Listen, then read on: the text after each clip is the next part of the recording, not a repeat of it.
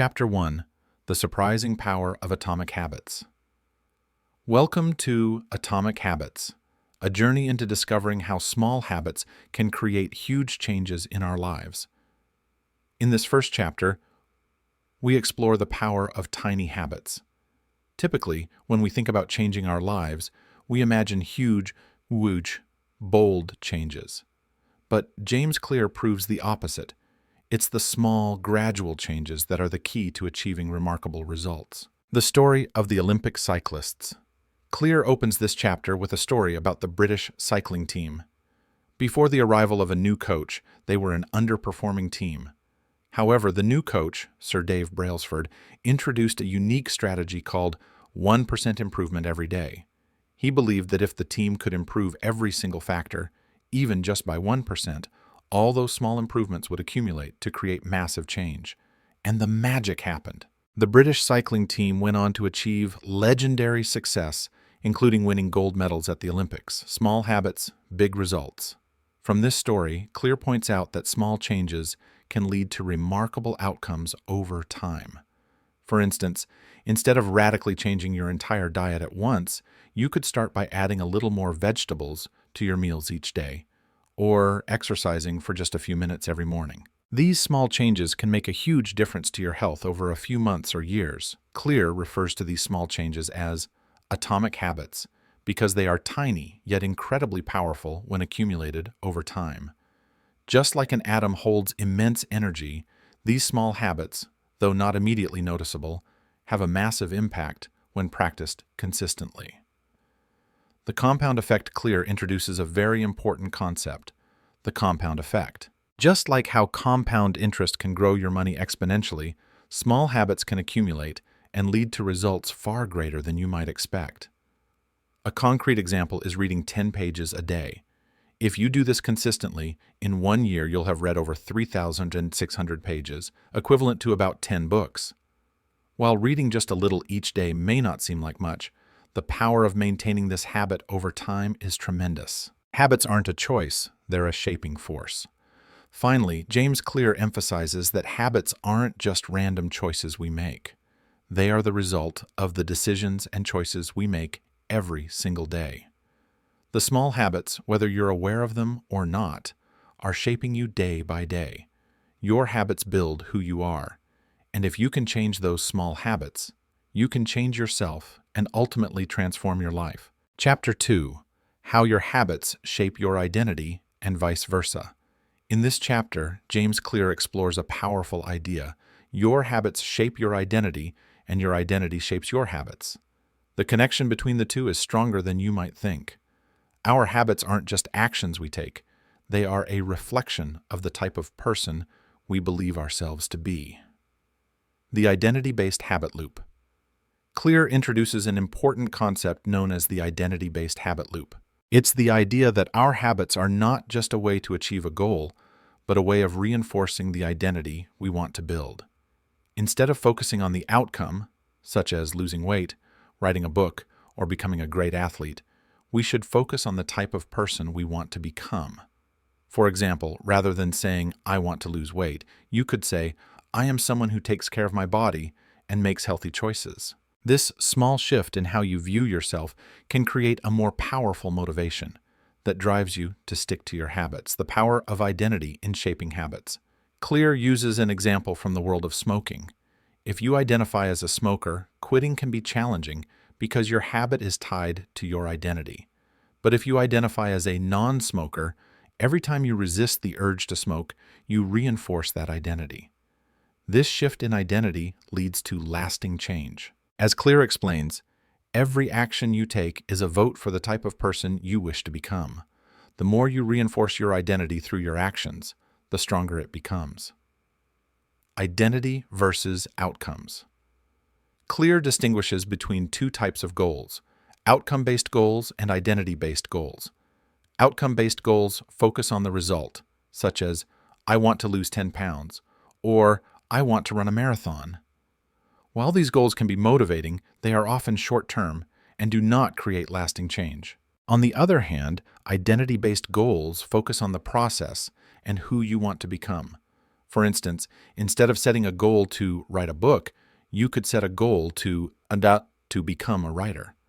By shifting your focus from what you want to achieve to the person you want to become, you're more likely to sustain your habits over time. The two types of habits. Clear breaks habits into two categories: small habits and habitual identity behaviors. Small habits are the tiny, daily actions, like drinking water first thing in the morning or taking a walk after dinner. These habits, although small, can add up over time to create significant changes in your life. Habitual identity behaviors, on the other hand, are habits that directly reflect the identity you are cultivating. If you identify as a runner, you'll naturally run regularly, even if you don't feel like it. You've internalized the identity of being a runner, and your actions follow that identity. How to build identity-based habits. The key takeaway from this chapter is that to truly change your habits, you need to start by changing your identity. Instead of focusing on the results, begin by identifying the person you want to be, and then build habits that align with that identity. For instance, instead of saying, "I want to be fit," start saying, "I am someone who prioritizes fitness." From there, your actions will follow. You'll start making choices, big and small, that reflect your new identity, and over time, those choices will become your habits. The process of change, from identity to habit. Clear outlines a simple process for creating identity-based habits. It involves 3 steps. Decide the type of person you want to be. Think about the kind of person who would do the habit you want to build. If you want to write a book, ask yourself, what would a writer do? If you want to get fit, think, what would a healthy person do? Prove it to yourself with small wins. The key to reinforcing your identity is through small, consistent actions. When you take action that aligns with your new identity, you're reinforcing that identity. Every time you make a healthy choice, you're saying, "I am someone who values health." Make the habit part of your routine. Consistency is key. As you practice the habit, it becomes ingrained in your daily life. The more you do it, the more you become it. Identity-driven habits versus outcome-driven habits. One of the biggest advantages of identity-based habits is that they are resilient. Outcomes can fluctuate. Sometimes we hit them, sometimes we don't. But identity-based habits are less dependent on the outcome. If you identify as someone who works out, you'll keep going even if you miss a few sessions or don't achieve your desired outcome right away. Conclusion. The real secret to lasting change is identity transformation. Focus on the person you want to become, not just the goals you want to achieve. By aligning your habits with your desired identity, you build a system where change becomes inevitable. Your actions follow who you believe yourself to be, and when you change your identity, the habits follow. Chapter 3. How to build better habits in 4 simple steps. In this chapter, James Clear introduces a simple 4-step process that can help you build better habits and make them stick.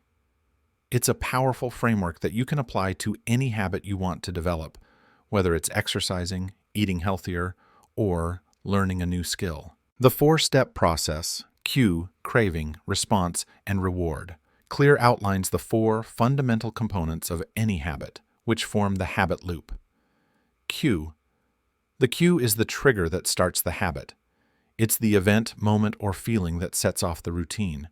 For example, you might feel stressed, and the cue for your habit could be reaching for a chocolate bar to calm your nerves.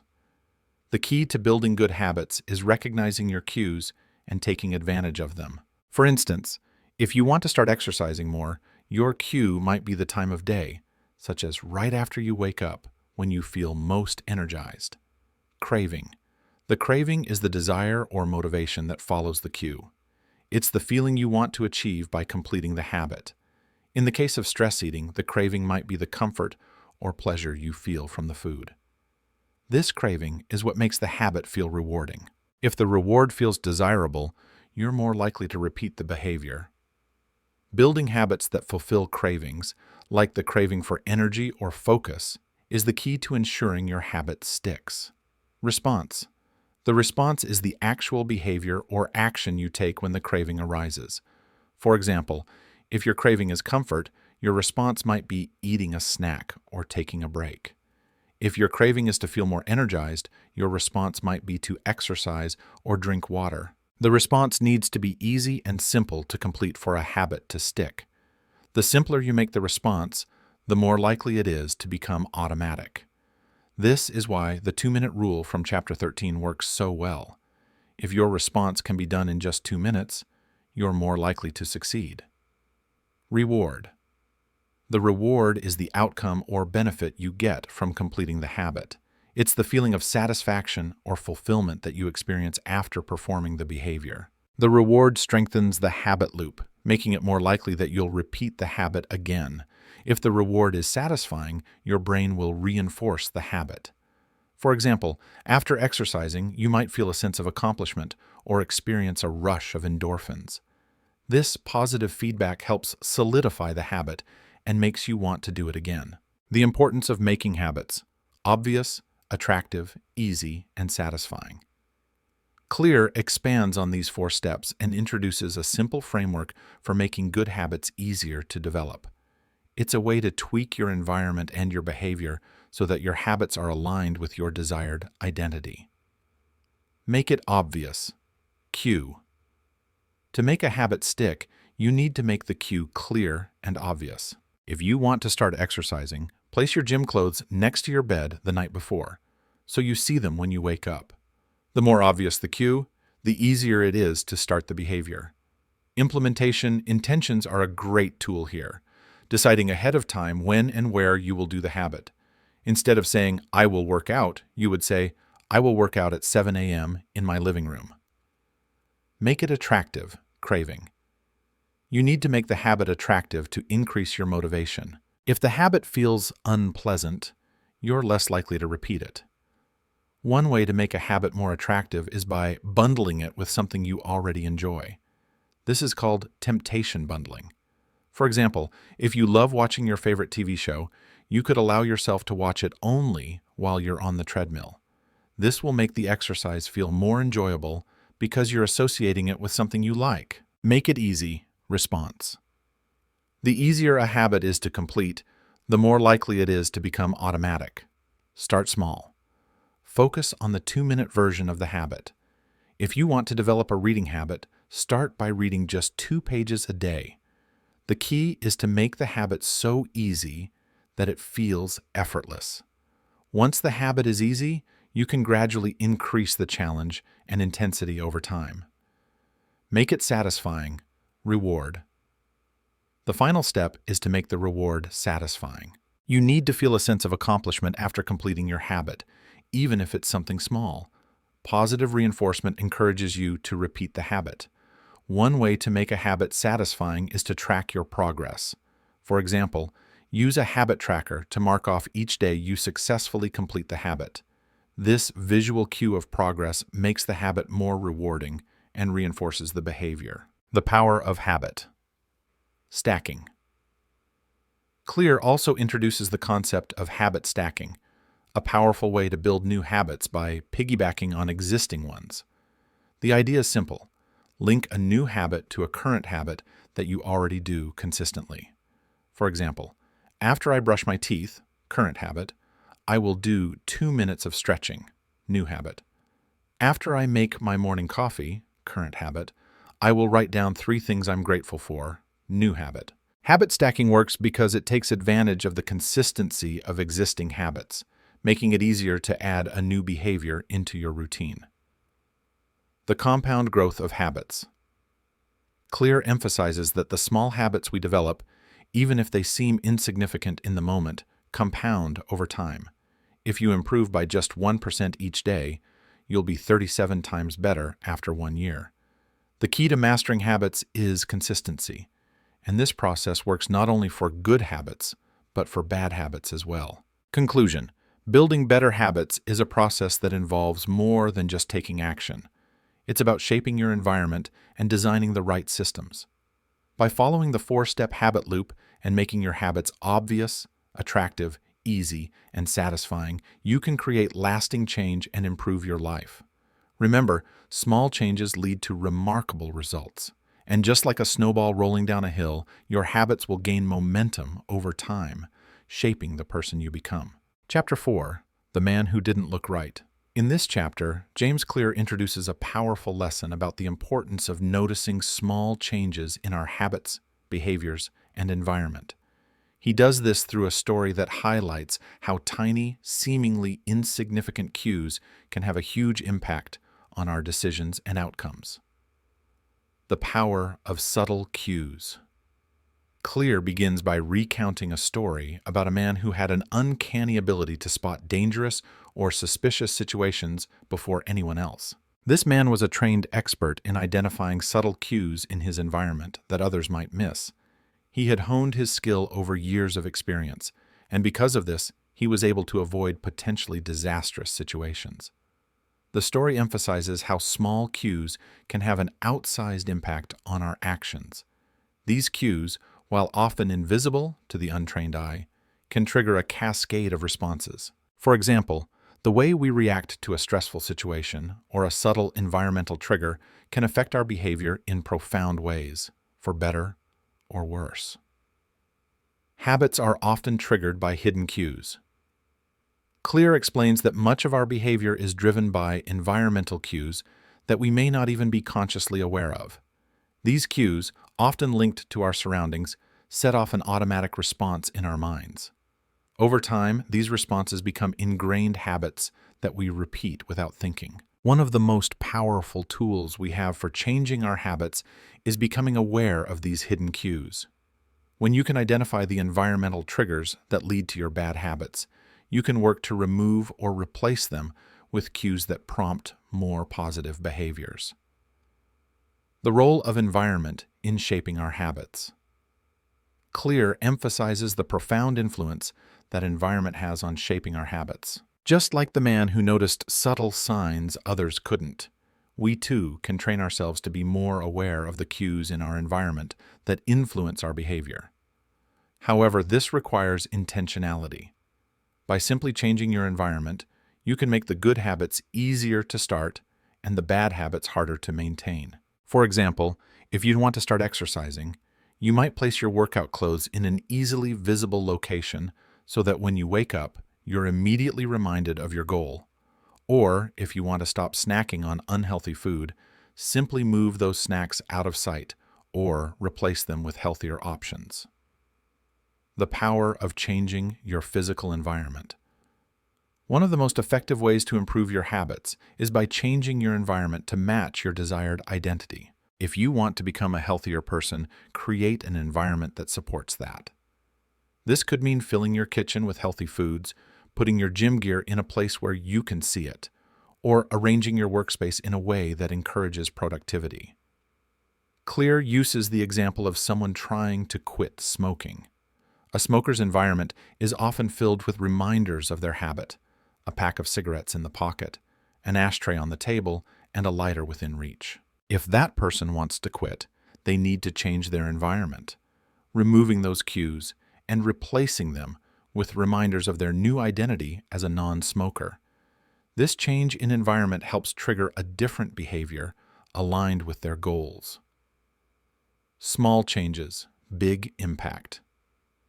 This chapter highlights the idea that small changes in our environment can lead to big shifts in our habits. The man in the story wasn't able to predict danger because of any extraordinary talent. Rather, he simply had the ability to notice small cues that others missed. The same applies to us in our everyday lives. By paying attention to the cues that shape our habits, we can learn to make small changes that lead to massive results. If you want to be more productive, arrange your workspace to minimize distractions. If you want to develop a reading habit, create a cozy corner where you can read without interruption. The changes don't need to be large, but they need to be deliberate. By shaping your environment to support your desired habits, you make the process of change smoother and more automatic. The 3 R's of habit formation: reminder, routine, reward. Clear also introduces a simple framework called the 3 R's of habit formation. Reminder, or cue. This is the trigger that starts the habit loop. It could be an environmental cue or a specific situation that prompts you to act. Routine. Response. This is the behavior you perform when you encounter the cue. It's the action you take in response to the reminder. Reward. This is the benefit you get from completing the habit. It reinforces the behavior and motivates you to do it again. This cycle, reminder, routine, reward, is the foundation of every habit. And by identifying the reminders in our environment, we can learn to change our behavior to better align with our goals. Conclusion: the importance of awareness. As we finish this chapter, the key takeaway is the importance of awareness in shaping our habits. Often, our behavior is driven by cues in our environment that we don't even notice. But by paying attention and being intentional about the cues that surround us, we can start making better decisions that align with the person we want to become. Remember, the power of habits isn't in the big actions we take, but in the small, everyday cues that lead to those actions. By becoming more aware of these cues, you can shape your environment to create habits that are aligned with your desired identity. Chapter 5. The Best Way to Start a New Habit. In this chapter, James Clear breaks down the best approach to starting a new habit. It's often the beginning that trips us up. We have all the motivation to start, but when it comes to consistency, we struggle. The key to successfully starting a new habit is to make it incredibly easy. The 2-minute rule. Clear introduces the concept of the 2-minute rule as a way to make starting a new habit easier. The idea is simple. Make your new habit so easy that it takes less than 2 minutes to do. When a habit is that easy, it's almost impossible to resist starting it. For example, if you want to develop a reading habit, don't set the goal to read a book a week. Instead, start by reading just 2 pages a day. If you want to start exercising, don't aim for a full workout routine right away. Start with just 2 minutes of exercise. The goal of the 2-minute rule isn't to achieve big results right away, but to simply get started. Once you begin, the habit often snowballs into something larger over time. By starting small, you lower the barrier to entry and make it far easier to begin. The importance of starting small. Clear emphasizes that many people fail at starting habits because they try to do too much too soon. They set huge goals without considering the small, everyday actions that lead to success. When you attempt something big without first mastering the small habits, you risk overwhelming yourself. Starting small is crucial. The key to building habits that stick is to focus on the process, not the end result.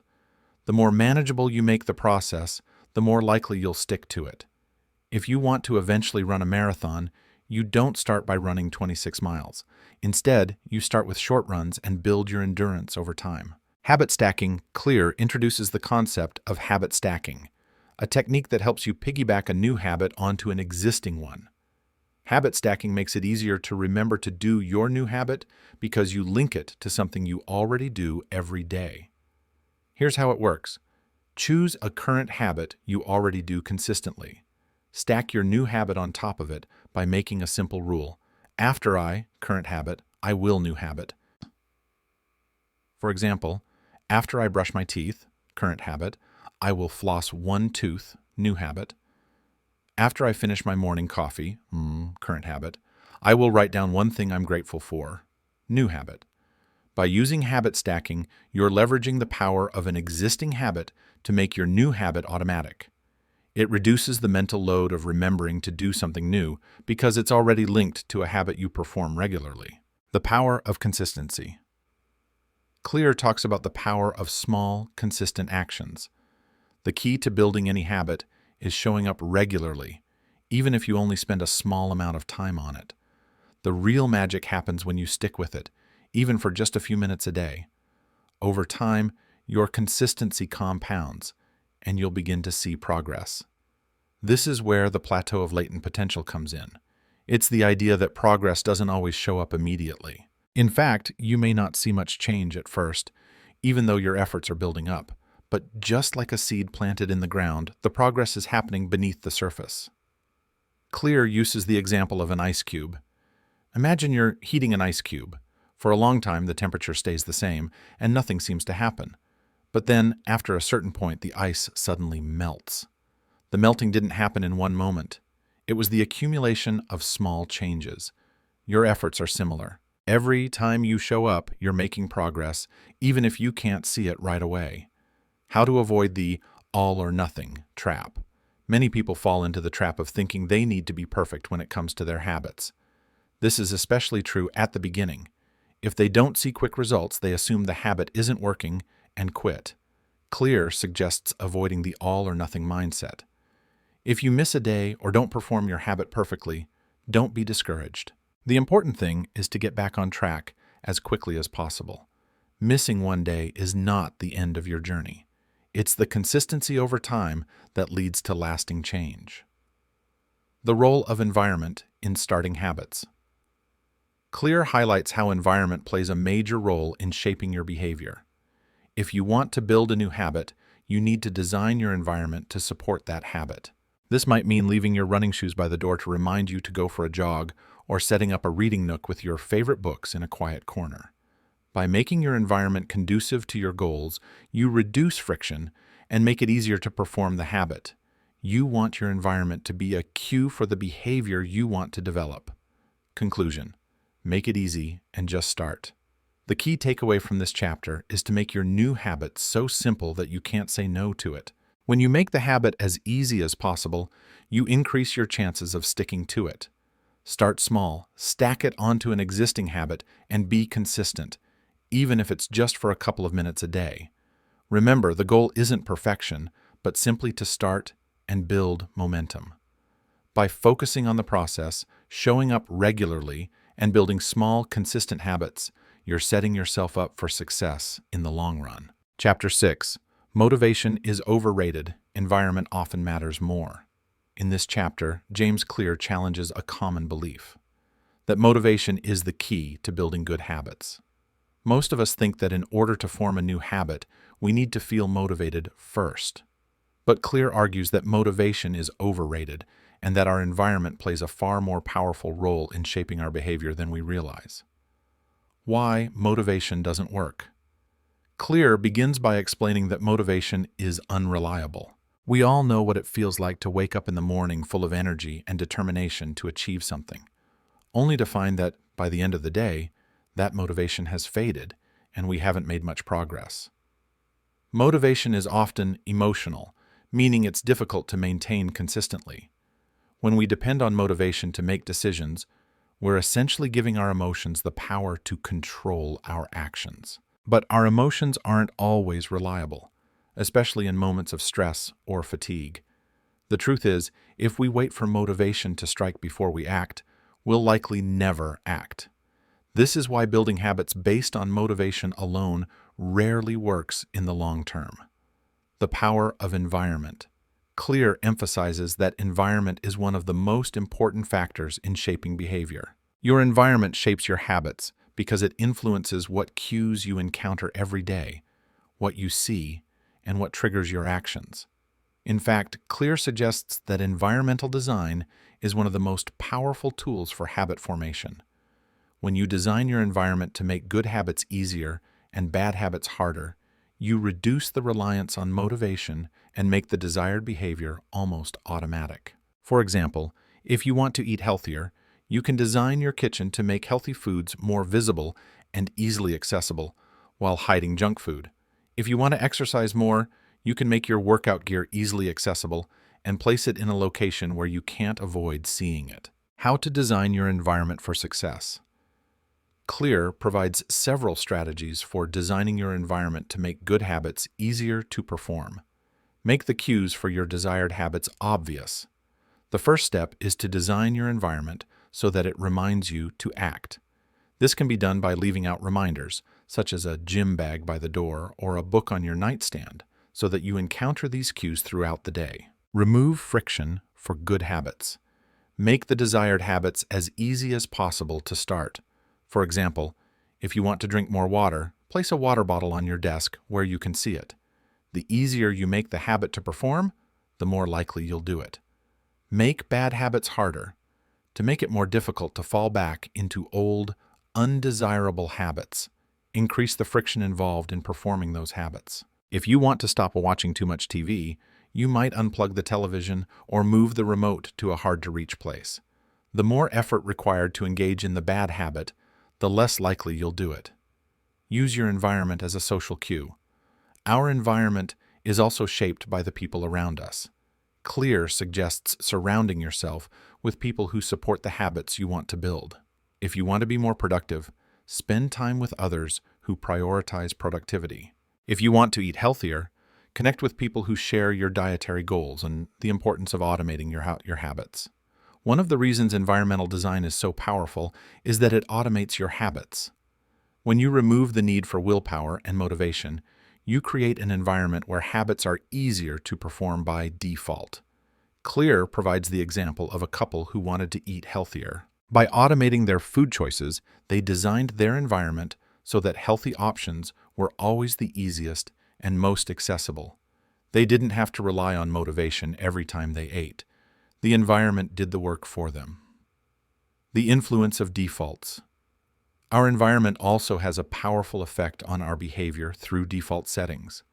When we don't make an active choice, we tend to follow the default options available to us. For instance, if your office is filled with unhealthy snacks, it becomes the default choice when you're looking for a quick snack.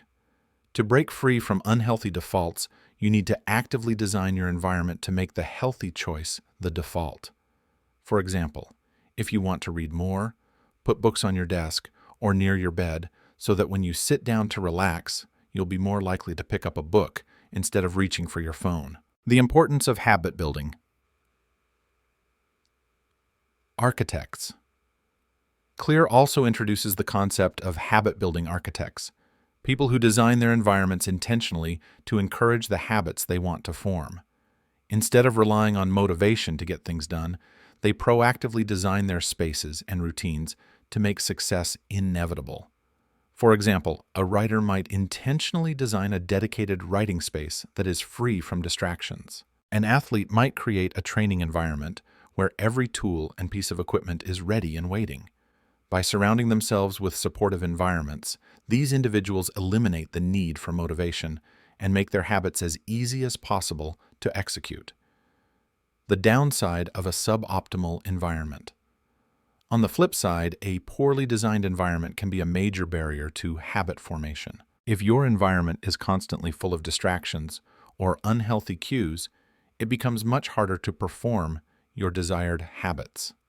A cluttered desk, a messy room, or a lack of proper tools can create friction that makes it harder to take action. This is why designing your environment intentionally is so crucial.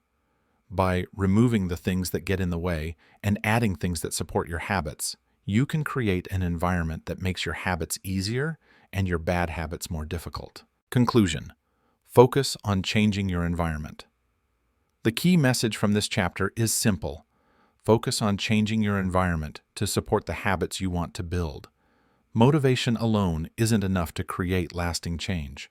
Instead, design your environment to make good habits easier and bad habits harder. When you make the environment work for you, you make it possible to achieve your goals without relying on motivation. Chapter 7: The Secret to Self-Control. In this chapter, James Clear dives into a concept that many people struggle with: self-control. We've all been in situations where we had the best of intentions only to find ourselves giving in to temptation. Whether it's eating junk food, procrastinating, or making poor financial decisions, self-control can feel like an uphill battle. But Clear argues that self-control is overrated, and that there's a more effective way to achieve lasting change. Instead of relying on willpower to resist temptation, we can design our environment to make self-control unnecessary. Self-control is a short-term strategy. Clear begins by explaining that self-control is often a reactive approach. When we try to use willpower to fight off temptations, we're simply reacting to the situation in the moment. Willpower works for short bursts, but it's not something that can be relied upon consistently. The problem with self-control, according to Clear, is that it depends on your ability to resist in the moment, and your willpower can quickly become depleted. Just like trying to hold your breath underwater for as long as possible, using willpower requires energy, and eventually you'll run out. This is why people often find themselves slipping back into old habits when the pressure is on. In the end, it's not just about having strong willpower, it's about setting up the right conditions so that you don't need willpower in the first place. The power of environment in self-control. Clear argues that one of the most effective ways to improve self-control is by designing an environment that makes it easier to make good choices. If you can reduce the amount of temptation you face, you won't have to rely as much on willpower. For example, if you want to eat healthier, don't keep junk food in the house. If you want to exercise more, don't leave your workout gear buried in the closet. Keep it in a visible, easy-to-access spot. By controlling your environment, you minimize the need for self-control because you remove the temptations that typically derail your progress. Temptation bundling. One strategy that Clear introduces is called temptation bundling. This is the idea of linking a behavior you need to do with a behavior you want to do. By doing this, you can make the need-to-do behavior more appealing, which helps you follow through with it. For example, if you want to start exercising but find it hard to get motivated, you can combine exercise with something you enjoy. Only allow yourself to watch your favorite TV show while you're on the treadmill, or listen to your favorite audiobook while doing chores. This makes the activity more enjoyable and reinforces the habit, so you're more likely to keep doing it. The role of prime cues.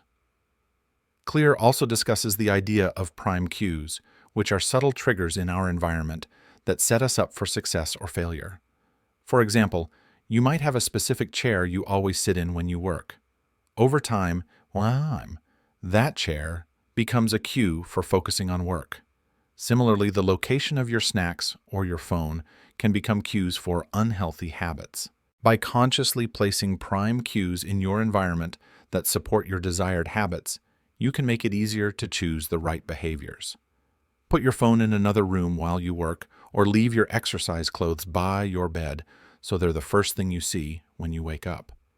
These cues will help set you up for success without needing to rely on self-control. The myth of just one more time. Clear addresses the myth that just one more time will be fine, especially when we indulge in our bad habits. This is a slippery slope that many of us are familiar with. You tell yourself you'll have just one cookie or watch one more episode, but before you know it, you've gone overboard. Clear suggests that when we give in to temptation, we're essentially creating a momentum of bad habits. The key is to catch yourself early before the momentum builds. Instead of thinking, just one more time, try to focus on breaking the cycle and avoid letting the small indulgence lead to bigger problems. Focus on systems, not willpower. Clear emphasizes that instead of relying on willpower to resist temptation, we should focus on creating systems that make good habits inevitable. Systems are about structuring your environment and your routine so that the good habits you want to develop are easier to perform and the bad habits are harder to engage in. For example, if you want to save money, don't wait until you're tempted to make an impulse purchase. Instead, set up an automatic transfer to your savings account as soon as you get paid. By making the decision once and automating it, you don't need to rely on willpower to keep from overspending. How to build lasting self-control. To build lasting self-control, Clear suggests that the best approach is to focus on the identity you want to create. The more you align your habits with your desired identity, the less self-control you'll need. For example, if you see yourself as a healthy eater, it's much easier to make healthy food choices. If you see yourself as someone who exercises regularly, you're more likely to stick with it. When your habits are aligned with your identity, self-control becomes a natural part of your behavior. The power of habit over time. Clear concludes by emphasizing that habits compound over time, and that small improvements in behavior can lead to massive results. If you work on small improvements every day, eventually you'll see exponential growth. The best part is, you won't have to rely on willpower to get there. It's all about making the right behaviors automatic. By focusing on building systems, creating an environment that supports your goals, and aligning your habits with your desired identity, you can eliminate the need for self-control and build a life where good habits come naturally. Chapter 8. How to make good habits inevitable and bad habits impossible. In this chapter, James Clear introduces one of the most powerful concepts in habit formation, making good habits inevitable and bad habits impossible. While many of us struggle to develop good habits and break bad ones, Clear argues that we can set up our environment and routines in such a way that good habits become effortless and bad habits are eliminated. The power of environment design. Clear starts by explaining that environment design is one of the most effective ways to shape behavior. He likens it to a setup or stage for your habits. Just like a director designs a stage for a play, you can design your environment to make good habits easier and bad habits harder. For instance, if you want to eat healthier, simply place healthy snacks at eye level in your pantry or fridge. On the other hand, remove unhealthy snacks or keep them out of sight. When you make the environment work for you, making healthy choices becomes almost automatic, without needing a lot of mental effort or willpower. The 2-minute rule. Revisited. Clear revisits the 2-minute rule introduced in Chapter 5, suggesting that good habits should start as a 2-minute action. The idea is simple. If you can make a habit so easy and so small that it only takes 2 minutes to start, you eliminate any friction that might prevent you from getting started. For example, if you want to read more, start by reading just 1 page a day. It's a small step, but it gets you in the habit of opening the book. If you want to exercise, start with just 2 minutes of activity, like doing some stretches or walking around the block. These tiny actions don't seem like much on their own, but over time, they lead to big changes. The law of least effort. Clear also talks about the law of least effort, which states that humans tend to choose the option that requires the least amount of work. This principle works in both directions. It can help you form good habits, and it can also encourage you to abandon bad ones. If you want to make good habits easier, you need to reduce friction. This means making your desired behavior as simple and easy as possible. For example, if you want to go to the gym in the morning, prepare your gym clothes the night before so that when you wake up, everything is ready to go. The easier it is to act on your intentions, the more likely you are to follow through. Stacking your good habits. Another powerful technique for making good habits inevitable is habit stacking, a concept Clear introduced in Chapter 5. Habit stacking involves linking a new habit to an existing one. For example, after I drink my morning coffee, existing habit, I will meditate for 2 minutes, new habit. After I finish dinner, existing habit, I will take a walk, new habit. By stacking habits, you take advantage of the behaviors you already do consistently. This makes it much easier to introduce a new habit without requiring too much extra effort or mental energy. How to make bad habits impossible. While making good habits inevitable is important, eliminating bad habits is just as crucial. Clear explains that the best way to break a bad habit is to increase the friction and make it harder to engage in that behavior.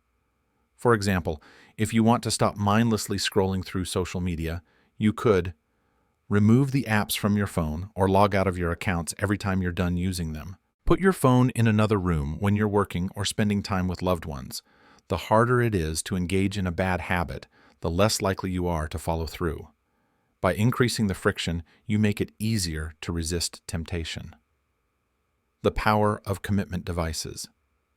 Clear introduces the idea of commitment devices, which are strategies that lock you into a course of action you'll likely stick to. These devices work by making it harder to back out of your goals. For example, prepay for a gym membership. By paying up front, you've committed to going to the gym, and the thought of wasting money motivates you to show up. Set a public goal. Telling your friends or family that you're going to do something creates external accountability that makes it harder to quit. Commitment devices can help you stick to your habits even when your motivation wanes. They make it harder to make excuses and force you to act in alignment with your goals. The importance of tracking progress. One of the simplest and most effective ways to make good habits inevitable is to track your progress. Whether it's using a habit tracker, journaling, or marking off a calendar, tracking your habits reinforces the behavior and provides a visual cue that motivates you to continue. Clear notes that small wins add up. When you track your progress, you can see how far you've come, which reinforces the habit loop and keeps you motivated to continue. The visual evidence of success serves as a reward in itself, making it more likely that you'll keep going. Conclusion: make the good habits inevitable. The final takeaway from this chapter is that environment design is one of the most powerful tools you have for shaping your behavior. By making good habits easier to perform and bad habits harder to engage in, you can automate your success. When you design your life to support your desired habits, you remove the need for willpower, making positive change inevitable. In the end, Clear emphasizes that the most effective way to change your life is to change your environment. When you structure your surroundings to support the habits you want to form, you'll be well on your way to building a life filled with good habits and less struggle. Chapter 9. The Goldilocks Rule: How to Stay Motivated in Life and Work. In this chapter, James Clear introduces the Goldilocks Rule, which explains why motivation tends to dip after we start something new and how we can keep it high. This rule holds the key to maintaining motivation over the long term, and it explains why people who are constantly challenged at the right level of difficulty tend to stay engaged and succeed in the long run. The Goldilocks Rule. Explained. The Goldilocks Rule is based on the idea that people experience peak motivation when working on tasks that are just the right level of difficulty, not too easy and not too hard. When a task is too easy, we get bored. When it's too difficult, we get discouraged. The key is to find the sweet spot, where the task is challenging enough to keep us engaged, but not so overwhelming that it leads to frustration or burnout. Clear uses the example of learning a new skill. At first, it's difficult and requires a lot of effort, but as you continue to practice, you start to see progress, which motivates you to keep going. However, as you become more skilled, the progress slows down. If the task is still challenging but not too difficult, you will maintain your motivation because you'll continue to make progress, even if it's at a slower rate. The role of progress in motivation. One of the key drivers of motivation is progress. The more progress we make toward a goal, the more motivated we become. This is why the Goldilocks Rule works, because it's about maintaining a consistent level of progress that is neither too slow nor too fast. Clear explains that a gradual increase in difficulty keeps us engaged, but too much progress too quickly can lead to boredom. For example, a person learning to play an instrument might feel motivated when they see improvement week after week, even if the progress is small. But if they don't see any progress for weeks on end, they might lose interest. On the other hand, if they try to master an advanced piece of music too soon, they might become overwhelmed. Why the Goldilocks Rule works. Clear emphasizes that the human brain is wired to love challenges that are within our reach. This is why games and competitions are so engaging. In games, the difficulty level gradually increases, keeping players in a state of focused engagement. The brain loves challenges that are hard enough to require skill, but not so hard that success feels impossible. This is the same with work. If we continuously encounter challenges that require our skills but don't overwhelm us, we stay in the zone and perform at our best. Whether it's in sports, work, or personal development, the key is finding tasks that keep us in this optimal zone of challenge. The power of habits in maintaining motivation. Clear explains that good habits help us maintain motivation by allowing us to keep our focus on the process rather than the outcome. When we focus on improving our skills every day, we automatically create a loop of continuous progress. This keeps us engaged in the task at hand. For example, an athlete training for a marathon might focus on improving their running time every week instead of obsessing over the final race results. By focusing on incremental improvements, the runner experiences constant progress, which keeps them motivated to train every day. The challenge of plateauing. One of the major obstacles that people face when trying to build habits is the plateau of latent potential. Clear explains that early on we experience rapid progress in any new habit, but over time that progress slows down. This is because we've already mastered the basics, and the next level of improvement requires more effort. The plateau can be frustrating because it feels like no progress is being made, even though we're still working hard. However, the key to overcoming this plateau is to stick with it, knowing that progress is still happening beneath the surface. Just like an ice cube that takes time to melt before finally reaching its liquid state, your efforts will eventually break through the plateau and lead to significant breakthroughs. How to use the Goldilocks rule for motivation. To make use of the Goldilocks rule in your own life, Clear suggests a few strategies. Challenge yourself just enough. Find tasks that are within your capabilities but still require you to stretch. If you feel like you're improving every day, you're more likely to stay motivated. Track progress and celebrate small wins. When you see progress, even if it's small, it can fuel your motivation. Use a habit tracker or journal to keep track of your improvements. Mix things up to maintain interest. If you're doing something for a long time, like working toward a big goal, it's easy to get bored. Find ways to introduce new challenges and keep things fresh. Focus on the process. Instead of fixating on the outcome, focus on improving every day. This helps you stay engaged and motivated, even when results seem to slow down. The zone of optimal challenge. Clear suggests that we should constantly seek to stay in the zone of optimal challenge, where we're not too comfortable, but not too overwhelmed. This sweet spot is where we experience the most engagement and motivation. The more we can design our goals and tasks to stay in this zone, the more likely we are to stay motivated and make progress toward our goals. Conclusion: staying motivated with the Goldilocks rule. The key takeaway from this chapter is that motivation thrives on progress. The Goldilocks rule teaches us that we stay motivated when we're in the sweet spot between boredom and frustration, where tasks are just challenging enough to require skill and effort, but not so difficult that we feel discouraged. By designing tasks and goals that keep us in this optimal zone, we can maintain motivation over the long term. Chapter 10. The Truth About Talent. When genes matter and when they don't. In this chapter, James Clear explores a common misconception that many people have, that talent is the key to success. We often look at successful people and attribute their accomplishments to natural talent or abilities. But Clear argues that while talent may play a role, it's not the determining factor in long-term success. Instead, it's about the habits and systems you build. Talent versus effort. Clear begins by addressing the myth that talent is something fixed and innate, something you either have or you don't. While it's true that some people may have natural advantages, such as better physical attributes or cognitive skills, these traits alone do not guarantee success. Clear explains that talent is just a starting point. It's your effort, the actions you take day in and day out, that determines how far you can go. Talent gives you an initial advantage, but it's your habits, your work ethic, and your ability to improve over time that truly drive long-term success.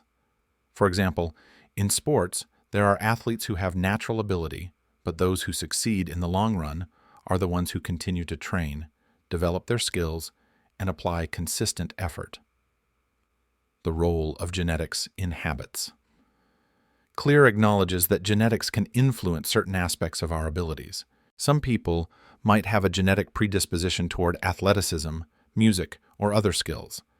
However, genetics alone can't explain why some people with talent still fail, while others without significant innate ability achieve extraordinary success. The key to using your natural talents effectively is developing habits that allow you to cultivate and improve those talents. It's not about being born with the right genes. It's about putting in the time and effort to build your skills and create the right conditions for success. The importance of practice and deliberate effort. Clear points out that deliberate practice, the act of intentionally pushing yourself beyond your current skill level, is the most important factor in improving at any task. Talent might give you a head start, but it's consistent, focused practice that leads to mastery. He uses the example of musicians. It's not the naturally gifted musicians who become great, it's those who practice deliberately, who push themselves to improve, and who consistently work to master their craft.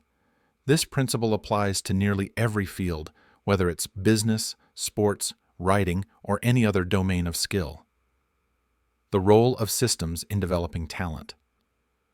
Clear emphasizes that systems, not goals, are what lead to long-term success.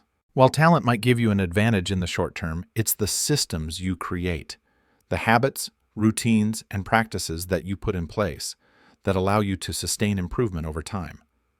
For example, if you have the goal of becoming a better writer, it's not enough to simply have talent or write occasionally.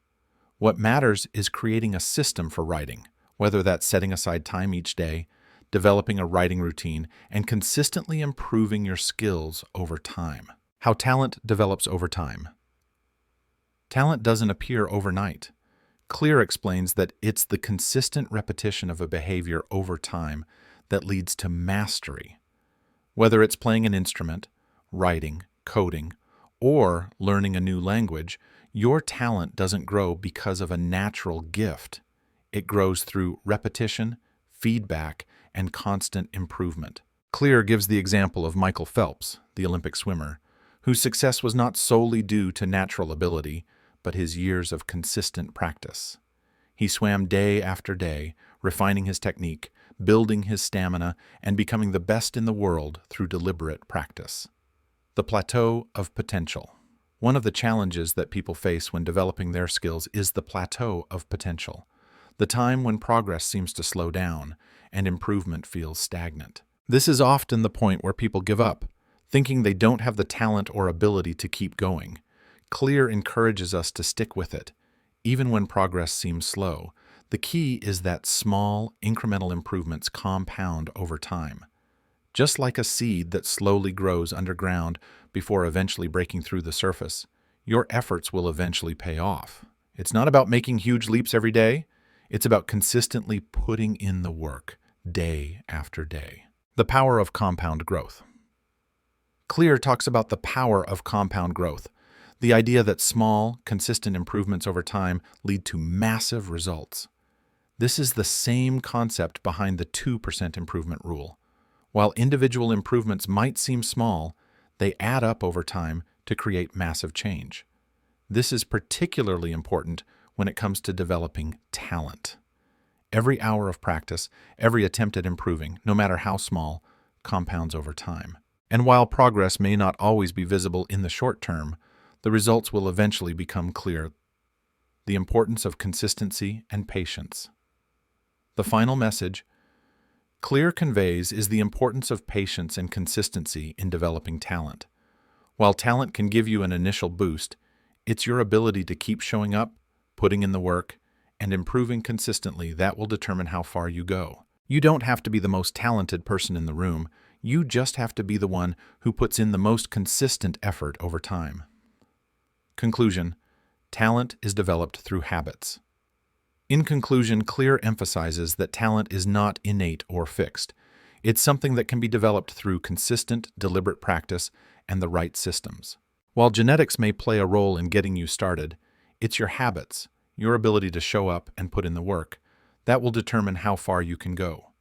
If you want to develop talent, you need to focus on building systems and habits that allow you to practice consistently and improve over time. The key is not relying on natural ability, but on the deliberate efforts that lead to mastery. Chapter 11. Walk slowly, but never backward. In this chapter, James Clear explores a powerful principle for long-term success, the importance of continuous progress, even if it's slow, and why you should always strive to move forward, no matter how small the steps. The power of consistency. Clear begins by discussing the idea that success isn't about making huge leaps forward, it's about making consistent, incremental progress over time. Even if your progress feels slow, the key is to keep moving forward. Whether it's building a new habit or working toward a long-term goal, small actions, repeated consistently, will eventually lead to extraordinary results. Clear emphasizes that small actions are often the most powerful. They may not seem like much in the moment, but over time they compound and lead to meaningful change. The power lies not in the size of the action, but in the consistency with which you do it. The importance of small wins. Clear discusses the importance of celebrating small wins along the way. It's easy to get discouraged when you don't see dramatic progress, but by focusing on the small victories, whether it's completing a workout, writing a few pages, or staying consistent with your habit, you build momentum. Each small win serves as positive feedback, reinforcing your commitment to the process. This constant reinforcement is what helps to keep you motivated, even when larger results aren't immediately visible, the plateau of latent potential. Clear revisits the idea of the plateau of latent potential, a concept he introduced earlier in the book. This is the phase where progress feels stagnant, and it can be difficult to see the impact of your efforts. However, it's important to remember that progress isn't always linear. Just like an ice cube that takes time to melt before finally transitioning from solid to liquid, your efforts are building beneath the surface even when it feels like nothing is happening. The key is to keep showing up, even when the results aren't immediately apparent. Clear uses the example of weight loss to illustrate this point. At first, the changes are small, but with consistent effort, the results will eventually show. The key is to trust the process and not get discouraged during the early stages of habit formation. The importance of staying on track. Clear emphasizes that staying on track, no matter how slow your progress, is crucial. It's easy to get discouraged and think that small steps aren't worth taking, but the reality is that even the smallest progress is still progress. As long as you're moving forward, even at a slow pace, you're heading in the right direction. This is why it's important to keep your eyes on the long-term goal. Success isn't achieved overnight, but by staying committed to the process, even on days when it feels like you're not making progress, you're building the foundation for future success. The importance of resilience. Another key concept Clear introduces in this chapter is resilience. Success doesn't come from avoiding failure. It comes from the ability to keep going, even when things don't go as planned. The most successful people aren't necessarily the ones who never fail, but the ones who get back up every time they fall. Clear points out that failure is an inevitable part of the process. The important thing is not to let failure stop you, but to learn from it and continue moving forward. This is where resilience becomes crucial. Resilient people keep trying, even when their progress is slower than expected. The power of persistence. Clear encourages us to stay persistent and focus on the process rather than the outcome. Persistence is often the key differentiator between those who succeed and those who give up. It's easy to give up when results are slow or when challenges arise, but it's the people who persist through the struggles who ultimately succeed. The role of identity in consistency. Clear also talks about the importance of identity in maintaining consistency. When you identify as someone who consistently makes progress, even if it's small, you reinforce the habit of taking action. This identity becomes a powerful motivator because it's no longer about reaching a goal. It's about being the type of person who takes consistent action every day. By embracing the identity of someone who persists, who continues to make small progress, no matter how slow, you begin to internalize the habit of moving forward. It becomes part of who you are, and that makes it easier to keep going, even when the road gets tough. The impact of moving forward, no matter how small. In conclusion, Clear emphasizes the importance of moving forward, no matter how small the step. It's not about making huge breakthroughs all at once. It's about steady, consistent progress. Even when you feel like you're moving slowly, you're still moving in the right direction. Clear's advice is clear. Walk slowly, but never backward. Every small step forward, no matter how insignificant it may seem, is progress. By focusing on consistent action and trusting the process, you will eventually see the results of your efforts. The magic of small progress. Ultimately, small progress is the key to success. Clear encourages us to celebrate every small step forward and remember that even tiny actions compound over time. Success isn't about huge leaps. It's about steadily building momentum, no matter how slowly, and staying on course for the long haul. Chapter 12. The Law of Least Effort. In this chapter, James Clear introduces the law of least effort, which is based on the idea that humans tend to gravitate toward actions that require the least amount of energy. This principle can help explain why habits are so powerful. They often become automatic because they minimize effort and maximize reward. Understanding this law can help you design habits that align with your natural tendencies, making them easier to build and maintain. The law of least effort explained. Clear starts by explaining that our brains are wired to conserve energy whenever possible. This is not a flaw, but a survival mechanism. In the past, conserving energy was crucial for survival, especially when resources were limited and life was physically demanding.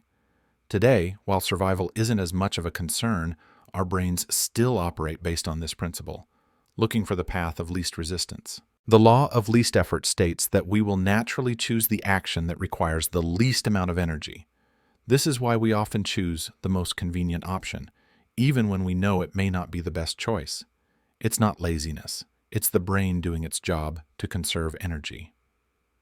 Why making good habits? Easy is key. Clear emphasizes that to build good habits, you need to make them as easy as possible. If a habit feels like it requires too much effort, it becomes much harder to maintain. In fact, one of the easiest ways to ensure you stick to a habit is to design it in a way that minimizes effort. The more friction there is, the less likely you are to perform the behavior. For example, if you want to eat healthier, don't make it difficult to prepare healthy meals. Prepare your meals in advance, have healthy snacks available, and make the process as simple as possible.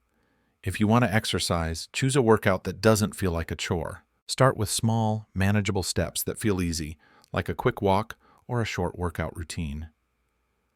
Making good habits easier. Clear offers several strategies to make good habits easier by reducing friction and simplifying the process. Prepare in advance.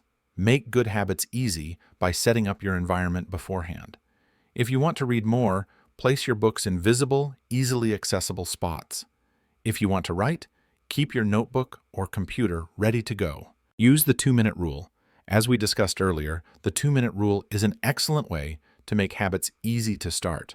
Start with an action that takes less than 2 minutes to perform. This reduces the mental resistance that comes with larger tasks and helps you get started. Automate your habits. The more you can automate your good habits, the less effort is required to maintain them. For instance, set up automatic bill payments to avoid the effort of remembering to pay bills each month. Or automate your workout routine by scheduling it at the same time every day so it becomes a non-negotiable part of your schedule. Making bad habits harder. On the flip side, the law of least effort can also be used to make bad habits more difficult to perform. If you want to stop procrastinating or stop doing something unhealthy, you need to increase the friction associated with the bad habit. For example, if you want to stop using social media, remove the apps from your phone or use an app that blocks social media sites during certain hours. If you want to stop watching TV mindlessly, remove the remote control or unplug the television after each use. By adding friction to bad habits, you make them less automatic and harder to engage in. This makes it easier to avoid them and redirect your energy toward better habits. The power of environment. Clear underscores the idea that environment plays a huge role in determining which habits you perform. A well-designed environment makes good habits easier and bad habits harder. The less effort required to perform a good habit, the more likely you are to stick with it. Conversely, the harder it is to perform a bad habit, the less likely it is to become part of your routine. For example, if your goal is to read more, make your environment conducive to reading by placing books around your home or setting up a cozy reading nook. If your goal is to exercise more, make sure your workout gear is always ready and within view. By optimizing your environment for the habits you want to develop, you reduce friction and make those habits more accessible. The role of identity in effortless habits. Clear also ties the law of least effort to identity. The habits that are aligned with your identity become easier and require less effort over time. For example, once you identify as a healthy eater, eating healthy becomes less of a decision and more of a default action. It doesn't feel like effort because it aligns with who you are. On the other hand, When a habit feels forced or out of alignment with your identity, it feels like more of a struggle. This is why identity-based habits are so powerful. They make the effort feel less burdensome because they become automatic and part of your self-concept. The habit of least effort. Clear introduces the idea of the habit of least effort, which is the notion that over time, your habits will become more automatic and effortless. The more you practice a behavior, the easier it becomes. Eventually, it requires little to no effort to perform. This is the same principle behind habit stacking. Once a habit is ingrained, it becomes part of your routine, and the effort required to perform it decreases. The more you repeat a behavior, the more automatic it becomes, and the less energy you need to exert to maintain it. Conclusion: the key to sustainable habits. The key takeaway from this chapter is that small actions repeated consistently are the secret to long-term success. The more you can reduce friction for good habits and increase friction for bad habits, the easier it will be to maintain your desired behaviors. Remember, it's not about relying on willpower or motivation. It's about designing your environment and your actions to make good habits easy and bad habits hard. By following the law of least effort, you can build a life where your good habits become second nature and your bad habits fade away with minimal effort. Chapter 13: How to Stop Procrastinating by Using the 2-Minute Rule. In this chapter, James Clear tackles one of the most common obstacles we face when trying to build new habits: procrastination. We've all had the experience of putting things off, even when we know they're important. The solution to overcoming procrastination, according to Clear, is to make the habit so small that it takes only 2 minutes to get started. The power of the 2-minute rule.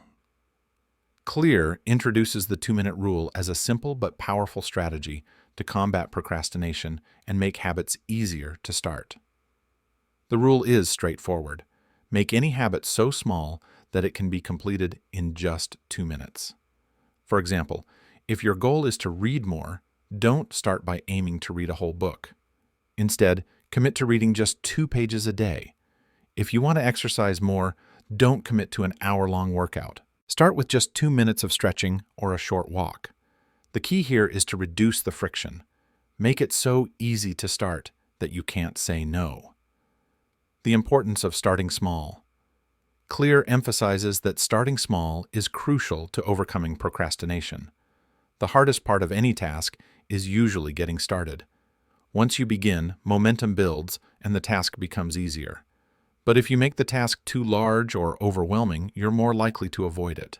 The goal of the 2-minute rule isn't to achieve significant results immediately, but to get started. Once you're in motion, the habit becomes easier to continue. It's about breaking the inertia, and the best way to do that is to start with something simple and manageable.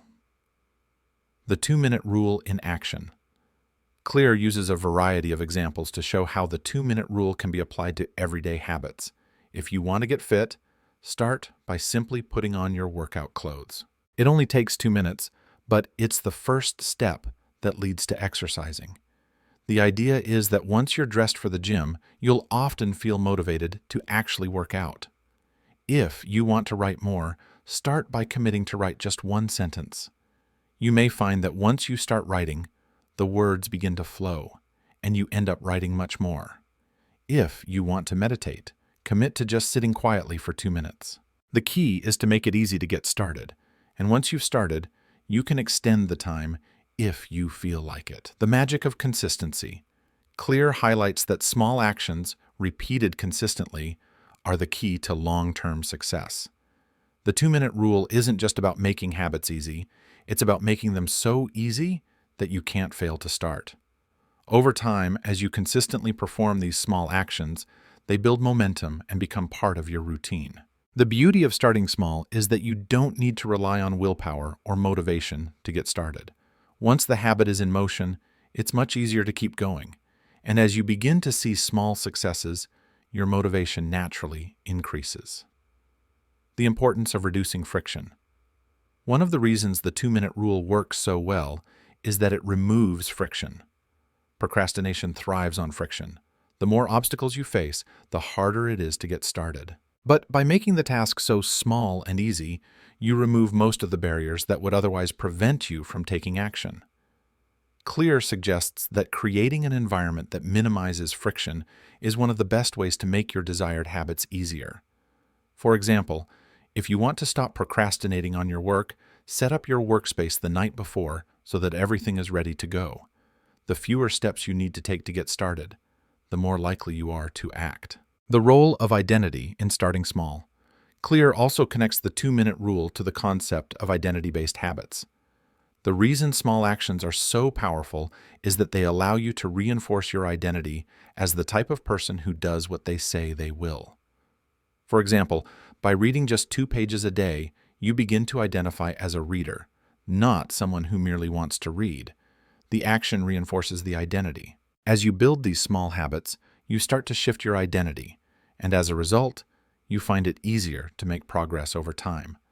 Small wins add up, and eventually, the behavior becomes automatic, a reflection of who you are. Overcoming the all-or-nothing mentality. Clear addresses the all-or-nothing mentality, which is common when people start new habits. Many people think that if they can't complete the full task, there's no point in starting at all. This leads to perfectionism and procrastination. The 2-minute rule helps overcome this mindset by showing that small actions are still worthwhile. Even if you can't do everything you planned, the fact that you did something is a victory. By focusing on the process and getting started, you remove the pressure to do everything perfectly, scaling up from small habits. The beauty of the 2-minute rule is that it can scale up over time. Once the habit becomes ingrained and easy, you can gradually increase the effort. For example, once you're consistently reading 2 pages a day, you can increase it to 5 pages, then 10, and so on. The idea is to start small, but as the habit grows, so does your commitment and effort. Clear stresses that small habits, over time, lead to massive changes. The 2-minute rule isn't just about getting started. It's about creating a process that makes long-term success inevitable. By building a habit that's easy to start, you pave the way for the more difficult work that will follow. Conclusion: the power of small actions. The main takeaway from this chapter is that small actions, started consistently, lead to big results over time. By using the 2-minute rule, you can overcome procrastination, build lasting habits, and create the foundation for larger success. It's not about making huge changes all at once, but about focusing on the small actions that compound over time. Remember, the key to success isn't to start big, it's to start small. Once you get going, momentum takes care of the rest. Chapter 14: How to Make a Habit Stick. In this chapter, James Clear tackles one of the most important questions when it comes to habit formation. How do you make a habit stick? Starting a new habit can be easy, but keeping it going over time is where most people struggle. Clear offers a simple but powerful answer. Consistency is key, and the way to stay consistent is to build a system that works for you. The importance of identity. Clear begins by revisiting a key concept he introduced earlier in the book: identity-based habits. To make a habit stick, it's crucial to see it as part of who you are, not just something you're trying to do. When you identify as someone who consistently engages in a certain habit, it becomes easier to stick with it. For example, if you want to develop a fitness habit, think of yourself as someone who values their health. Instead of saying, "I want to work out," say, "I am the kind of person who works out regularly." When your habits align with your identity, they feel less like a burden and more like an expression of who you are. The power of consistency. Clear emphasizes that small actions, repeated consistently, are the secret to making a habit stick. The key to success is not making huge leaps all at once, but making steady, incremental progress. By focusing on consistency, you can build momentum over time. This consistency creates a pattern, and eventually the habit becomes automatic. Clear compares building habits to setting a foundation. At first, you might not see much progress, but with continued effort, the behavior starts to compound and grow. Over time, The habit becomes ingrained and automatic, requiring less effort to maintain. The plateau of latent potential. As Clear mentioned in previous chapters, there is something called the plateau of latent potential, where progress seems to stall and you may feel like you're not getting anywhere. This is where many people give up, but Clear stresses that this is where persistence becomes critical. Progress is often invisible in the early stages, but small improvements are still adding up. Clear uses the analogy of an ice cube to explain this concept. Imagine you're heating an ice cube, and the temperature stays the same for a long time. At first, there's no visible change, but after a certain point, the ice begins to melt rapidly. The same happens with habits. Your efforts might feel invisible at first, but eventually the change becomes dramatic. The importance of tracking and feedback. One of the most effective ways to make a habit stick is by tracking your progress. When you track your habits, you create a visual record of your efforts. This feedback loop helps reinforce the behavior and keeps you motivated. Clear recommends using a habit tracker, a simple way to record whether or not you completed a habit each day. Seeing a visual record of your consistency can be highly motivating, and it can help you stay on track when you're tempted to skip a day. Tracking your progress not only gives you a sense of accomplishment, but also provides accountability. You're more likely to stick with a habit if you can see the results of your actions and are motivated by the streak you've built. The role of environment in habit formation. Clear stresses that environment plays a critical role in making a habit stick. If you want to make a habit easier to perform, you need to design your environment so that it supports the behavior. When your environment makes it easy to perform your desired habit and harder to engage in bad habits, you increase your chances of success. For example, if you want to read more, place books in places where you will see them regularly, like on your nightstand or in your bag. If you want to eat healthier, keep healthy snacks visible and easily accessible. By creating an environment that supports your habits, you make the behavior easier to carry out. The power of social influence. Clear also discusses how social influence can help make a habit stick. Our social circles play a huge role in shaping our habits, often without us realizing it. If you surround yourself with people who share your goals and values, you're more likely to maintain your habits. This is why finding a supportive community or group can be so beneficial. For example, joining a fitness class or a book club can help reinforce your commitment to your habit. The accountability and encouragement from others make it easier to stick with your habits, especially on days when motivation is low. The role of rewards in habit formation. Rewards are another critical component of making habits stick. Immediate rewards help reinforce the behavior, making it more likely that you'll repeat it in the future. While long-term goals are important, Clear suggests that you need to find ways to reward yourself in the short term to maintain motivation. For example, after a workout, you could reward yourself with something you enjoy, like a relaxing bath, a healthy snack, or some time to unwind.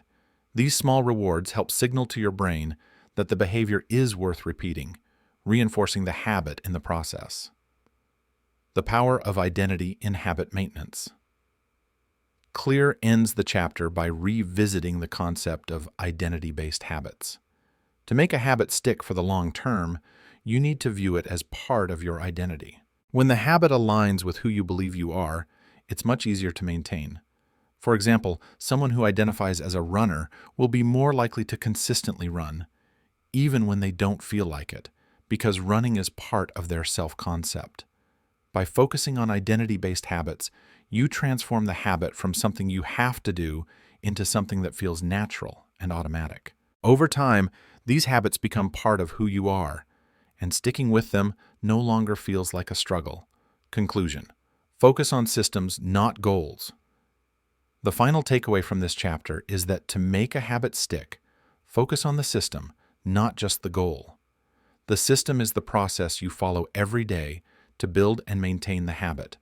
By making the process easy, consistent, and rewarding, you can ensure that your habit sticks over time. Remember, it's not about perfection or quick results. It's about the small, consistent actions that lead to lasting change. By creating a system that supports your habits and aligning them with your identity, you can make the process of habit formation effortless and sustainable. Chapter 15: The Cardinal Rule of Behavior Change. In this chapter, James Clear introduces the cardinal rule of behavior change, a powerful principle that forms the foundation of habit formation. This rule is essential to understanding why habits stick and how you can create lasting changes in your life. The cardinal rule: make it satisfying. Clear begins by stating that the key to habit formation is immediate satisfaction. The cardinal rule is simple but profound. For a habit to stick, it must be satisfying. While making a habit easy to start, as we've discussed earlier, is important, it is the reward or satisfaction that solidifies the habit and makes it a part of your routine.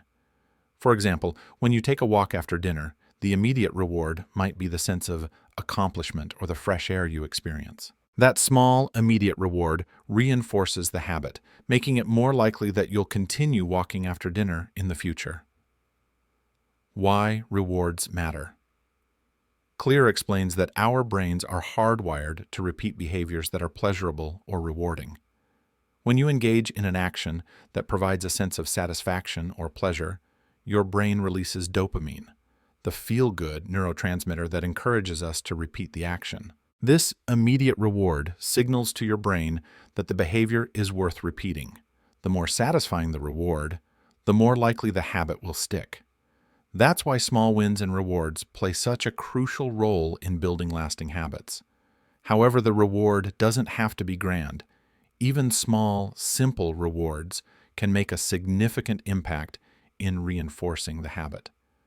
The key is to find a satisfying, immediate reward that aligns with your desired behavior. The role of habit tracking. One of the most powerful ways to make habits satisfying is by tracking your progress. Clear recommends using a habit tracker, which provides a visual representation of your progress. This visual feedback gives you a small but satisfying reward every time you check off a task. The habit tracker provides immediate satisfaction for completing the behavior, and over time, it creates a streak of success. The satisfaction of seeing your progress visually helps reinforce the habit, creating a sense of accomplishment that encourages you to keep going. For example, if your goal is to read more, you can mark off each day that you read. The act of crossing off a day creates a feeling of achievement, which motivates you to continue reading. The power of reinforcement. Clear emphasizes that reinforcement is key to making habits stick. While the immediate reward for a habit can vary, the process of reinforcement creates positive feedback loops that drive the behavior. The more you reinforce the habit, the more it becomes automatic. Clear compares habit formation to training an animal. When an animal performs a desired behavior, it receives a reward, which reinforces that behavior. Similarly, when you engage in a positive habit and receive a satisfying reward, you are reinforcing the habit, making it more likely to continue. Why some habits are harder to stick with. Clear also explains that some habits are harder to stick with because the reward is too delayed. For example, when you're trying to lose weight, the benefits, such as improved health or a more toned physique, are often delayed, which makes it harder to stay motivated. In contrast, habits like smoking or eating junk food are immediately satisfying, which is why they can be harder to break. The key to overcoming this challenge is to bring the reward closer to the behavior. How to make the reward immediate. To make a habit stick, Clear suggests you can modify the reward to make it more immediate. For example, if you want to eat healthier, reward yourself immediately after eating a healthy meal by treating yourself to something you enjoy, like a favorite activity or a small indulgence. If you want to work out, you could give yourself a feeling of satisfaction by celebrating your small progress, like enjoying a warm shower after exercise or relaxing with a favorite show. The goal is to tie the habit to a reward that happens quickly, which will make it easier for your brain to associate the behavior with a positive outcome. The more satisfying the reward, the more likely you are to stick with the habit over time. The importance of delayed gratification. While immediate rewards are powerful, Clear acknowledges that delayed gratification is also important for building long-term success. Habits like saving money or investing in your future may not show immediate results, but they provide long-term rewards that compound over time. Clear suggests that to stay motivated in the long run, you should find ways to make these delayed rewards more immediate. For example, instead of waiting years to see the financial benefits of saving, track your progress by recording how much you save each week or month. By seeing the results more frequently, you create positive feedback that encourages you to continue. The role of social reinforcement. Social reinforcement can also play a big part in making habits stick. Sharing your progress with others or receiving positive feedback from those around you can make the habit feel even more satisfying. This is why people who join fitness classes, online groups, or other communities often find it easier to maintain their habits. Having external validation or a group to support your efforts can make the habit more satisfying because you get encouragement and recognition from others. It's a way to connect the internal satisfaction of the behavior with external approval, making the habit more rewarding and reinforcing it further. The final takeaway: make habits satisfying. The final takeaway from this chapter is clear. To make a habit stick, you must ensure that it's satisfying. Whether the reward is immediate or delayed, the key is to find a way to reinforce the behavior and make it rewarding enough to keep you engaged. By focusing on the satisfaction of the habit, you can build positive feedback loops that turn new behaviors into automatic habits. The more rewarding the habit feels, the more likely it is to stick and become a permanent part of your routine. Chapter 16: How to Keep Your Good Habits on Track. In this chapter, James Clear explores the challenge of maintaining good habits over the long term. While it's relatively easy to start a new habit, the real challenge is in staying consistent, especially when distractions and obstacles arise. Clear provides actionable strategies for keeping your habits on track so that they become a permanent part of your life. The importance of tracking progress. One of the most effective ways to stay on track with a habit is to track your progress. Clear explains that tracking gives you immediate feedback, which reinforces the habit and provides motivation to continue. When you can see how far you've come, it gives you a sense of accomplishment and encourages you to keep going. Tracking also helps to create visual evidence of your success, which builds momentum and makes it easier to keep your focus. Whether you use a physical habit tracker, a calendar, or an app, the key is to make it simple and easy to record your progress every day. For example, if your goal is to read more, mark off each day that you read. If you want to exercise, track the days you complete your workout. Over time, the visual record of your streak will serve as a reminder of your commitment and help you stay motivated. The power of a habit chain. Clear introduces the concept of the habit chain, a simple but powerful way to stay consistent with your habits. The idea is to build a streak of completed habits, where each day you complete your habit, you add another link to the chain. The longer your chain becomes, the more motivated you are to continue. The psychological power of not breaking the chain makes it harder to skip a day because you don't want to break the streak you've built. This creates a sense of accountability and reinforces the habit. Clear uses the example of Jerry Seinfeld, the comedian, who famously used the habit chain technique to become more productive in writing new material. Every day he wrote a new joke, and he marked an X on his calendar. The goal was to never break the chain. The visual reminder of his progress motivated him to continue, and over time, this habit helped him consistently write new material. The power of social support. Clear emphasizes that social support can play a crucial role in helping you maintain good habits. Having people around you who share your goals or who hold you accountable can significantly increase your chances of success. This is why joining groups, finding a workout buddy, or being part of a community with similar goals is so beneficial. When you share your goals with others, you create external accountability, which encourages you to follow through on your commitments. The social pressure, even if it's positive, can be a powerful motivator to stay on track. For example, if you're trying to eat healthier, having friends who also prioritize nutrition can help reinforce your habits. Similarly, if you're working out, a workout buddy can keep you motivated and make it easier to stick to your routine. How to deal with setbacks. Despite our best efforts, setbacks are inevitable. Whether it's a missed workout, a missed day of writing, or indulging in unhealthy food, life happens. Clear reminds us that setbacks are a normal part of the process and that the key is not to let them derail your progress. One of the best ways to recover from a setback is to not let it affect your identity. If you miss one workout, don't tell yourself that you're not a fit person. Instead, recognize that one missed workout doesn't define you and get back on track the next day. The faster you recover, the easier it is to maintain consistency. Clear suggests using a strategy called never miss twice. If you miss a habit one day, make sure you get back to it the very next day.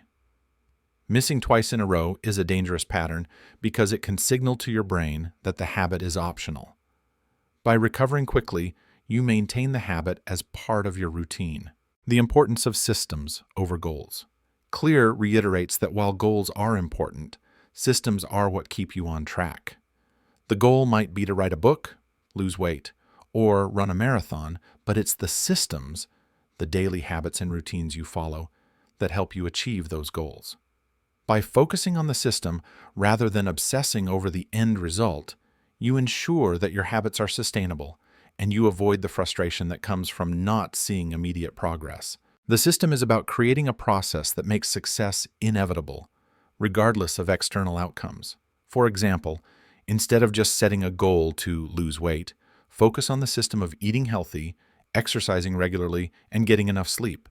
By improving these habits over time, the results will follow. How to make habits last. Clear concludes by emphasizing the importance of habit maintenance for long-term success. The key to making habits stick is to continually make them easier to perform, more rewarding, and aligned with your identity. As long as you are consistent, track your progress, and create a supportive environment, you'll be able to keep your good habits on track and make them a permanent part of your life.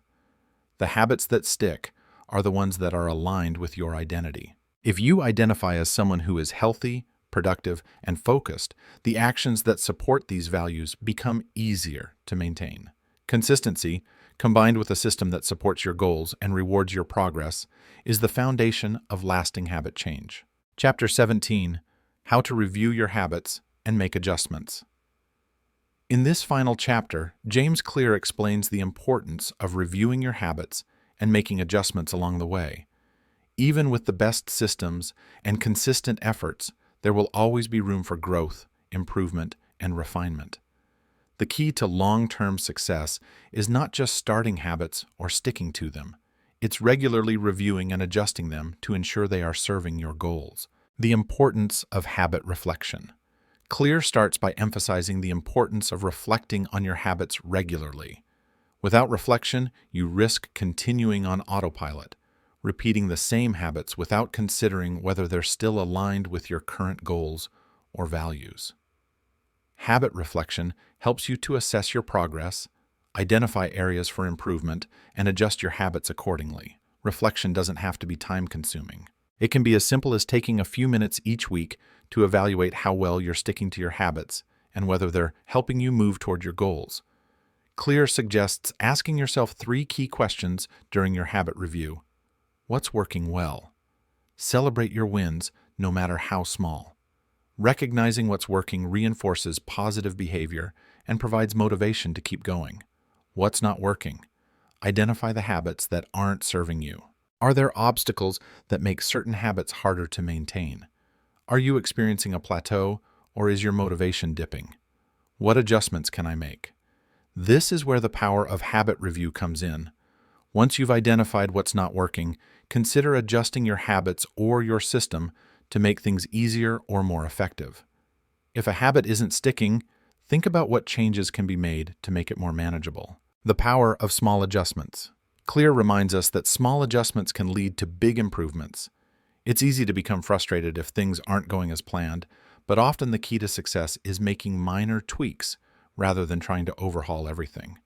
Small changes, like adjusting your environment, modifying your routine, or shifting your approach, can lead to breakthroughs. For example, if your exercise routine has become too monotonous, you might switch up your workouts or try a new fitness class.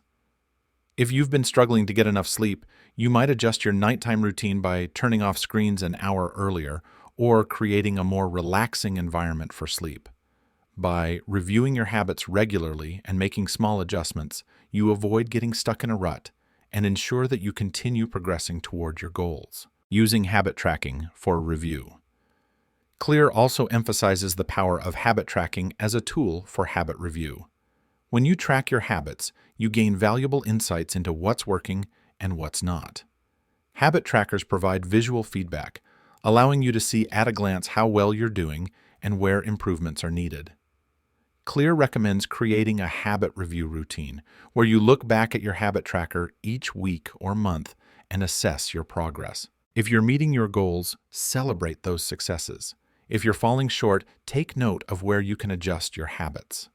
For example, if you've been tracking your water intake and realize that you're consistently not hitting your target, consider adjusting your strategy. You could make water more accessible by keeping a bottle at your desk or setting reminders to drink throughout the day. The role of reflection in long-term success. Clear highlights that reflection is not just for troubleshooting. It's also about ensuring that your habits are aligned with your long-term goals. Over time, your goals and priorities may change, and your habits should evolve accordingly. Regular habit reviews help you stay flexible and ensure that your habits continue to support your changing identity and aspirations. For instance, if your original goal was to lose weight and you've now reached a healthy weight, your focus may shift to maintaining your results or improving your overall fitness. Your habits should reflect these new goals. Regularly reviewing your habits ensures that you remain focused on what's important at each stage of your journey. Continuous improvement through the habit loop. Clear reinforces that the habit loop of cue, craving, response, and reward is not a one-time process. It's an ongoing cycle of improvement. As you make adjustments and fine-tune your habits, you continue to go through the habit loop, reinforcing the behaviors that lead to success. The more you review and adjust, the more automatic your habits become, and the less effort they require. One powerful aspect of habit formation is that you can continuously improve by applying the habit loop to new challenges. For example, if you've mastered one habit, you can use the same process to tackle new goals or habits, making habit formation a lifelong process of growth and learning. The importance of patience and persistence. Clear closes the chapter by reminding us that patience and persistence are key to long-term habit success. Building habits is not a quick fix, and there will be challenges along the way. Some habits may take longer to form, and you may encounter setbacks or obstacles. But by regularly reviewing your progress and making small adjustments, you stay on track. The key is to keep going, even when it feels like progress is slow. Remember the plateau of latent potential. Progress is often invisible at first, but persistence and consistency eventually lead to big changes. By staying patient and making small tweaks, you'll continue to build and reinforce habits that serve you for years to come. Conclusion: review, reflect, adjust. In conclusion, Clear emphasizes the importance of habit review as an ongoing process for success. By consistently evaluating your habits, making small adjustments, and ensuring that your habits align with your goals, you set yourself up for continuous growth and improvement. Remember, habits are not fixed. They evolve, just like you do. By reviewing and adjusting your habits regularly, you ensure that you're always moving in the right direction and that your habits continue to serve you well in the long term. Conclusion: the journey of atomic habits. And there you have it, the principles from Atomic Habits that can truly transform your life. Remember, it's not about making huge, radical changes all at once. It's about small, consistent actions that compound over time, helping you build the habits that will shape your future. As James Clear reminds us, change is a process, and every step forward, no matter how small, counts. Whether you're working on a personal goal, a fitness routine, or building a new skill, keep in mind the power of identity-based habits and the incredible impact that small, deliberate changes can have on your life. If you're ready to make lasting changes, Start small, stay consistent, and always be ready to review, adjust, and improve. Your future self will thank you for the habits you build today. Want to dive deeper into habit building and self-improvement? Make sure to like, subscribe, and click the bell icon so you never miss a video. Comment below with your thoughts. What habit are you working on right now? Let's support each other on this journey. Thank you for watching, and I'll see you in the next video.